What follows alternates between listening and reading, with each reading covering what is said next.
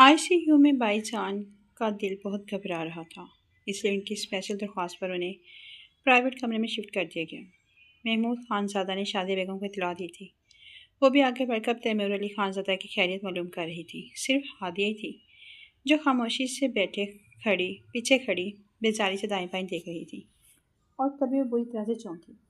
चचा जान ने उसका नाम लिया था। मैं अपनी सेहत से बहुत ज़्यादा डर गया हूँ महमूद, मुझे शर्मिंदगी भी है कि मैंने तुम्हारे साथ कुछ अच्छा सलूक नहीं किया। न जाने किसने मेरे कान भर दिए थे, मेरी आंखों में पट्टी बन गई थी। लेकिन अब मैं तुम्हारे हिस्से की सारी ज़मीन और जायदाद तुम्हारे नाम करना चाहता हूँ। चचा जान की बात पर महमूद खानज़ादा ने एकदम आगे बढ़कर उनके हाथ थाम लिए। मुझे ज़मीन जायदाद नहीं चाहिए भाईजान, मेरे लिए तो आपका प्यार ही काफ़ी है। मैं अपने घर का निज़ाम बखूबी चला रहा हूँ। बाप के जवाब पर हादिया सर से लेकर पैर तक सुलग उठी। इनकार क्यों कर रहे हैं बाबा जान? अच्छा भला एमबीबीएस हो जाएगा मेरा इन पैसों से। उसने बेचैनी से पहलू बदला था और तभी वह चौंकी। बराबर में खड़े गजार खानज़ादा ने गहरी निगाहों से उसका जायज़ा लिया था। तुम्हारी बात ठीक है महमूद, मैं तुमसे बहुत प्यार करता हूँ और हमेशा करता रहूँगा। मैं चाहता हूँ कि हमारे बच्चों के दरमियान भी ये प्यार मुंतकिल हो जाए। मेरी सेहत का कुछ नहीं पता, अब मैं कभी ठीक नहीं हो सकूँगा। मुझे अपनी की गई गलतियों का अजाला कर लेने दो, मेरी बात मान जाओ। उन्होंने एक बार फिर महमूद खानज़ादा के दोनों हाथ पकड़े। पता नहीं अब ये क्या बात कर रहे हैं। हादिया ने बेजारी से दाएं बाएं देखा। महमूद साहब चंद लम्हे तो सर झुकाए। अम्मा जान ने पलट कर उसका हाथ थामा, लेकिन घबराकर कमरे में देखा। सभी मुतमिन थे, जैसे ये बात पहले से तय हो चुकी थी। आप लोग मुझे यहाँ क्यों लेकर आए हैं? चचा जान किसके निकाह की बात कर रहे थे? बाहर आते ही उसने बेदर्दी माँ से सवालात किए थे। उन्होंने जवाब एक दफ़ा फिर उसे घूरा। हर वक्त बोलना ज़रूरी नहीं होता, ये बड़ों की बातें हैं। तुम्हारे अब्बा और चचा जान ने मिलकर तुम्हारा और गज़ान का रिश्ता तय कर दिया है। उनकी ख्वाहिश और उनकी ज़िंदगी में ही तुम्हारा और गाजी का निकाह हो जाए। वो सेहतयाब होकर घर आ जाएंगे तो आराम से रुखसती की तकरीब कर लेंगे। अम्मा जान ने जैसे उसे पहले से तयशुदा बात बताई थी। हादिया सख्त रह गई। आप लोग पहले से सब कुछ तय करके बैठे हैं? किसी ने मुझसे मेरी मर्ज़ी मालूम की है? मुझे नहीं चाहा इस फैमिली में। और वो गज़ान मुझसे इतना बड़ा है। वो पैर पटक कर चलाई थी। आसपास से गुजरते कई लोग मुड़ मुड़ कर उन्हें देखने लगे। शादिया बेगम ने उसका हाथ दबाया। खामोश रहो हादिया, आज इतने अरसे के बाद तुम्हारा बाप अपने भाई के साथ राज़ी हुआ है। देख नहीं रही कितने ज़्यादा खुश हैं। बीमारी के बाद आज पहली दफ़ा मैंने उन्हें खुश देखा है। अपने बाप की खुशी को मिट्टी में ना रोलो। क्या बुराई है गज़ान में? तुम्हारे चचा का बेटा है, खूबसूरत है, आला तालीम याफ्ता है, अपना बिजनेस कर रहा है, तुम्हें किसी चीज़ की कमी नहीं होने देगा। तुम्हें तो शुक्र करना चाहिए। शादिया बेगम उसे सख्त सुस्त सुना डाली थी। हादिया की आंखों में पानी भरने लगा। लेकिन अम्मा खामोश रहो तुम। उन्होंने उसकी बात काटकर उसे चुप करवाया था। गज़ान कमरे से निकलता हुआ दिखाई दिया। एक नज़र हादिया पर डालता हुआ वो बराबर से निकलता चला गया था। हादिया के रोने धोने पर का किसी पर कोई असर न हुआ था। थोड़ी देर बाद मौलवी से अस्पताल के कमरे में मौजूद थे और वहीं उन सबकी मौजूदगी में हादिया का निकाह गज़ान खानज़ादा के साथ कर दिया गया। निकाह नामे पर दस्तखत करते हुए उसके हाथ पूरी तरह कँपाए थे। उसने निगाह उठाकर बाप को देखा, जो खुशी भरे तासुरात से उसे ही देख रहे थे। हादिया ने निगाह पलटाकर अपने साथ बैठे गज़ान खानज़ादा को देखा, जो बेतासुर निगाहें सामने दीवार पर जमाए बैठा था। उसके चेहरे से कुछ अंदाज़ा न था कि वो खुश है या गमगीन। साइन करो बेटा, देर मत करो। चचा जान की आवाज़ पर उसने आंसू पीते हुए सर झुकाकर दस्तखत कर दिए थे। कमरे में मुबारक सलामत का शोर गूंजने लगा। मैं बहुत खुश हूँ महमूद, तुमने मेरी बात का मान रखा। मेरे ठीक होकर घर जाते ही हम रुखसती की तकरीब रख लेंगे। बहुत धूमधाम से करूँगा मैं हादिया और गज़ान की शादी। चचा जान खुशी से कह रहे थे। हादिया की आंखों से दांचू टपक कर सामने रखे कागज़ में जज्ब हो गई। साथ बैठी इस अजनबी दीवार से उसका निकाह हो गया था, जिसने उसे मुखातिब करना तक गवारा न किया था। अम्मी मुझे घर जाना है, मेरा कल टेस्ट है। वो एकदम उठकर खड़ी हुई थी। सभी ने चौंक कर उसकी जान देखा था। हाँ हाँ भाई, अब उसे घर जाने दो, वो थक गई होगी। कॉलेज से आते ही तो उसे यहाँ ले आई। चचा जान ने खुशी से कहा था। आइए, मैं आपको ड्रॉप कर देता हूँ। गज़ान ने बाहर निकलते हुए कहा। हादिया ने एक नफ़रत भरी निगाह उस पर डाली। مجھے رکشا ٹیکسیوں میں آنے جانے کی عادت ہے، میں چلی جاؤں گی، آپ سہمت نہ کریں۔ اس کی آواز میں پہاڑوں کی سی سختی تھی۔ غزال نے نظر بڑھ کر اسے دیکھا، لیکن وہ اماں جان کا ہاتھ پکڑ کر باہر نکلتی چلی گئی۔ غزال کی نگاہوں نے دور تک اس کا تعاقب کیا۔ گھر آتے ہی خاموشی سے اپنے کمرے میں جا کر بند ہو گئی تھی۔ شازیہ بیگم نے بھی اسے جانے دیا، خود ہی کچھ دنوں بعد ٹھیک ہو جائے گی۔ اتنے اچھے گھر میں رشتہ ہونے پر بیوقوف کو خوشی منانی چاہیے، اور یہ صدمے میں ہے۔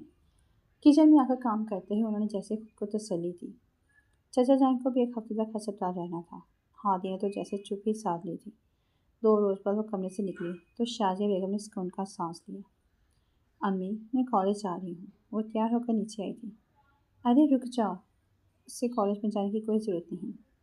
اس کالج میں جانے کی کوئی ضرورت نہیں ہے، فیضان آیا تھا کل شام میں، وہ تمہارے نئے کالج کے داخل فارم دے کے ہے، وہاں میز پر رکھے ہیں۔ وہ کہہ رہا تھا کہ آج ملازم آ کر وہ فارم لے جائے گا اور جمع بھی کروا دے گا۔ کل سے تم اپنے نئے کالج جانا۔ بڑا مہنگا اور اچھا کالج چنا ہے غزال نے تمہارے لیے، اماں جان نے فخری انداز میں کہا تو وہ جیسے تل میں لا کر پلٹی تھی۔ کیا مطلب ہے نیا کالج؟ اس کالج میں کیا برائی ہے؟ اگر یہ کالج ان کے معیار کا نہیں ہے تو کس نے کہا تھا مجھ سے نکاح کرنے کے لیے؟ میں تو اسی کالج میں جاؤں گی، مجھے کسی کی بھی احسان کی کوئی ضرورت نہیں۔ وہ آفس سے باہر ہو گئی تھی۔ شازیہ بیگم ہکا پکا ہو کر اسے دیکھنے لگی۔ کیا ہو گیا ہے تمہیں ہادیہ؟ یہ سرکاری کالج، اوپر سے اتنی ٹوٹی پھوٹی سی عمارت ہے۔ تمہارے ابا کے پاس تو اتنی گنجائش نہیں تھی کہ تمہیں اچھے کالج میں پڑھا سکے۔ اب اگر غزال شہر کے مہنگے کالج میں تمہارا داخلہ کروانا چاہ رہا ہے تو اس میں برائی کیا ہے؟ شوہر ہے وہ تمہارا۔ آخری بار نے تو ہادیہ کے سر سے لے کر پیر تک آگ لگا دی تھی۔ اماں جان، اگر میں اس ٹوٹے پھوٹے کالج میں پڑھ رہی ہوں نا، تو اس کی ذمہ دار بھی چچا جان اور یہی غزال محترم ہیں۔ وقت پر اگر ابا کو ان کی جائیداد و زمین دے دیتی تو آج ہمارے حالات بہتر ہوتے۔ یہ بھیک کی طرح چند روپے دینے کی کیا ضرورت ہے مجھے؟ اپنے کالج میں کوئی برائی نظر نہیں آتی، میں وہیں پر پڑھوں گی۔ اگر غزال کو اعتراض ہے تو وہ شوق سے مجھے چھوڑ دیں، آرام سے کہتی ہوں۔ کالج کے بیگ کندھے پر ڈال کر گھر سے نکل گئی تھی۔ شازیہ بیگم نے دہل کر دل پر ہاتھ رکھا۔ کینچی کی طرح چلتی ہے اس لڑکی کی زبان، نہ جانے کیا گل کھلائے گی۔ سر جھٹکتے وہ گھر کے کاموں میں مصروف ہو گئی تھی، لیکن ذہن مسلسل ہادی کی جانب میں اٹکا تھا۔ انہیں پتہ تھا کہ تھوڑی دیر کے بعد غزال کا ڈرائیور داخلہ فارم لینے کے لیے آنے ہی والا تھا، اور ان کی سوچ ٹھیک تھی۔ ڈرائیور تو نہ آیا بلکہ خود غزال خانزادہ ہی انہیں گھر میں داخل ہوتا دکھائی دیا، اونچے لمبے قد کے ساتھ۔ وہ شازیہ بیگم کے سامنے پیار لینے کے لیے جھکا تو انہوں نے بڑے فخری انداز میں اسے دیکھا۔ داماد کے روپ میں انہیں بیٹا مل گیا تھا۔ ہادیہ کہاں ہے؟ اسے کہیں کہ میرے ساتھ چلے گی، کئی جگہ پر سائن کی ضرورت پڑ سکتی ہے۔ ویسے تو میرے ہوتے ہوئے کسی کو اس سے پریشان کرنے کی نوبت نہیں آئے گی، لیکن پھر بھی احتیاط اچھا ہے۔ اس نے شازیہ بیگم سے پوچھا تھا۔ شرمندگی سے دائیں بائیں دیکھ کر رہ گئی۔ دراصل بیٹا، ہادیہ کو اپنا یہی کالج پسند ہے، وہ یہیں پر پڑھنا چاہتی ہے۔ تم اسے چھوڑ دو، وہ بہت ضدی ہے۔ وہ MBBS کرنا چاہتی ہیں، لیکن ہم لوگوں کے پاس اتنے پیسے نہ تھے کہ اسے اچھے کالج میں پڑھا سکیں۔ بس اب اس نے ضد بنا لی ہے کہ اسی کالج میں جائے گی، اور اس کالج میں بھی ویسے کوئی برائی تو نہیں۔ شازیہ بیگم نے جیسے غزال کا دل ہادیہ کی طرف سے صاف کرنے کی کوشش کی تھی۔ وہ ایک پل کے لیے انہیں دیکھ کر رہ گیا تھا۔ آپ نے اسے بتایا تھا کہ داخلہ فارم میں دے کر گیا ہوں، اور میں نے ہی اس کے کالج میں ایڈمیشن کی بات کی ہے۔ ٹھہرے ہوئے لہجے میں اس نے شازیہ بیگم سے کہا تو انہوں نے شرمندگی سے سر ہلا دیا۔ اوہ ٹھیک ہے، وہ جیسے ساری بات سمجھ گیا تھا۔ آپ داخلہ فارم مجھے دے دیں، میں خود ہی اس کا ایڈمیشن کروا دوں گا۔ میں نے پہلے بھی کہا تھا کہ یہ کالج اس کے لائق نہیں، اگر اس نے پڑھنا ہی ہے تو کسی اچھے کالج میں پڑھے، ورنہ اس کالج میں وقت ضائع کرنے کا کوئی فائدہ نہیں۔ میز پر پڑا داخلہ فارم اٹھا کر جیب میں ڈالتے ہوئے اس نے شازیہ بیگم سے اجازت چاہی تھی۔ وہ اسے دیکھ کر رہ گئی تھی۔ ضد میں کون زیادہ پکا تھا انہیں اندازہ نہ ہو سکا۔ ہادیہ اپنی کالج کی کلاس میں بیٹھی تھی۔ آخری کلاس کا وقت تھا جب PM نے آ کر اس کا نام پکارا۔ آپ کو پرنسپل صاحب نے بلایا ہے، مس ہادیہ محمود۔ سبھی لڑکیوں نے مڑ کر حیرت سے اس کی جانب دیکھا تھا۔ وہ خود بھی حیران ہوتے ہوئے بیگ اٹھا کر باہر نکل آئی تھی۔ جی سر، آپ نے مجھے بلایا؟